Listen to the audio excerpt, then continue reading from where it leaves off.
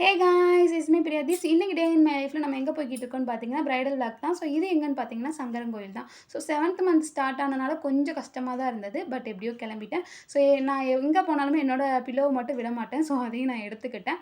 And வந்து போனதுமே பஸ்லலாம் சீட்டு கிடைக்கல. மார்னிங்கே அவ்வளோ கூட்டமாக இருந்துச்சு பஸ்ஸு. ஸோ எப்போடா சீட் கிடைக்கும் தான் நின்றுட்டே வந்தேன். பட் அதுக்கப்புறம் சீட் கிடச்சிருச்சு, உட்காந்துட்டேன்.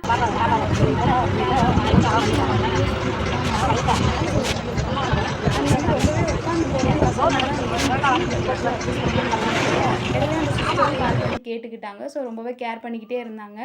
எனக்கும் எப்படா சங்கரன்கோயில் திருவேங்கடம் வருங்கிறதுலே இருந்தேன் நானும். ஏன்னா சங்கரன்கோயில் போகிறனால அந்த பஸ் ரொம்பவே க்ரௌடாக இருந்தது. ஸோ எப்படியோ மேனேஜ் பண்ணி போயிட்டேன்.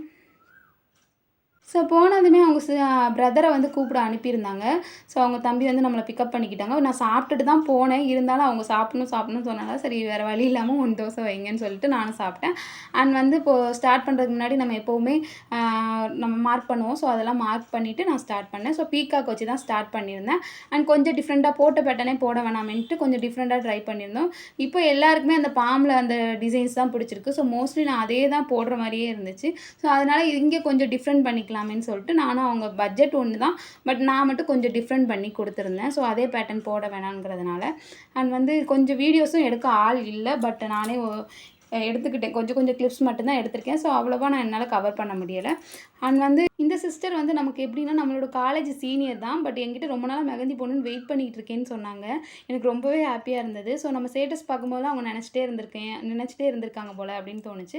அண்ட் வந்து இவங்க வந்து சீனியர் தான். பட் நான் 1 டைம் கூட பேசினதில்லை காலேஜில். ஆஃப்டர் காலேஜ் தான் ஏதோ ஒரு கான்வர்சேஷனுக்காக நம்பர் வாங்கி அப்படியே இருந்துச்சு. 4 இயர்ஸாக ஸ்டேட்டஸ் மட்டும் பார்த்துட்டு இருந்தாங்க. ஸோ அதுக்கப்புறம் நம்மளை நம்பி புக்கும் பண்ணியிருந்தாங்க. ஸோ எனக்கு ரொம்பவும் ஹாப்பியாக இருந்துச்சு. அண்ட் வந்து நல்லா பேசிக்கிட்டு என்னென்ன விஷயங்கள்லாம் பேசணுமோ எல்லாமே பேசிக்கிட்டே போட்டுட்டு இருந்தோம். ஸோ ரொம்பவும் ஹாப்பியாக இருந்துச்சு. நேரம் போனதும் தெரியலை. அண்ட் பீகாக் வந்து ஃபஸ்ட்டு போடும்போது என்னால் கவர் பண்ண முடியல. நெக்ஸ்ட்டு ஹேண்டில் போடும்போது தான் நான் சும்மா சின்ன கிளிப்ஸ் எடுத்துக்கிட்டேன் நானாகவே என்னோடய ஹேண்டில் வச்சு. ஒரு கையில் போட்டுட்டு இன்னொரு கையில் வீடியோ எடுக்கிறது ரொம்ப கஷ்டமாக தான் இருந்துச்சு. பட் எப்படியோ எடுத்துட்டேன். அண்ட் வந்து லெக்கில் வந்து அவங்க ரொம்பலாம் கஸ்டமைசேஷன் பண்ணி கேட்கல. சிம்பிளாக மண்டலா டிசைன் தான் வச்சு கேட்டிருந்தாங்க. ஸோ ஃப்ரண்ட் ஹேண்ட் போட்டுட்டு கொஞ்சம் ட்ரை ஆகட்டும்ன்ட்டு நான் லெக்குக்கு போயிட்டேன். ஸோ லெக்கை ஃபினிஷ் பண்ணிட்டு தான் பேக் ஹேண்ட் போட்டோம் ஸ்டார்ட் பண்ணேன். எப்போவுமே ஹேண்டில் முடிச்சுட்டு தான் லெக்குக்கு போவேன். அன்றைக்கி கொஞ்சம் ட்ரை ஆகாத மாதிரி இருந்துச்சு. சரி கொஞ்சம் ட்ரை ஆகட்டும்னு விட்டுட்டு நானும் லெக்குக்கு போட்டுட்டு நெக்ஸ்ட்டு வந்து பேக் ஹேண்ட் போட்டுக்கலான்னு இருந்தேன். ஸோ லெக்குக்கு இதுதான் ஃபைனல் லுக். எப்படி இருக்குன்னு பாருங்கள். அண்ட் வந்து என்னோடய வீடியோஸ் எப்படி இருக்குங்கிறத கமெண்ட் பாக்ஸில் சொல்லுங்கள். அண்ட் இது மாதிரி நிறையா மெஹந்தி வீடியோஸ் இனிமேல் நம்ம சேனலில் வரும். ஸோ மறக்காமல் சப்ஸ்கிரைப் பண்ணிக்கோங்க.